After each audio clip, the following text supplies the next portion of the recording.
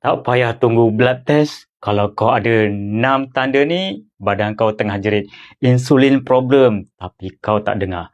Pertama, perubahan kulit. Tumbuh banyak kutil atau skin tags dan celah leher atau pelipat ada hitam macam berdaki. Itu bukan faktor umur ya. Insulin terlampau tinggi sampai bertindak jadi baja tebalkan sel kulit. Kedua, food coma. Lepas makan nasi je, mata macam kena gam.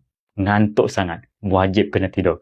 Tu bukan sebab kenyang. Tu sebab gula meroket dan menjunam jatuh.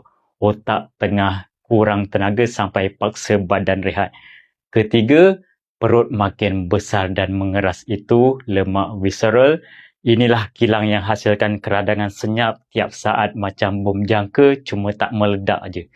Keempat, kaki atau tangan bengkak simpan air. Insulin tinggi tengah paksa buah pinggang tahan garam dan air dalam badan.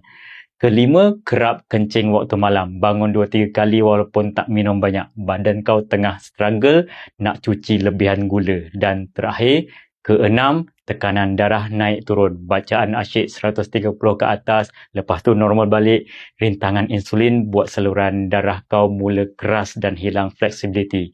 Siapa ada tanda-tanda ni, angkat tangan kat komen. Bahaya kalau biarkan. Macam mana nak repair sistem insulin ni, kita sambung part 3. Jemput follow, like, komen dan share dulu video ini.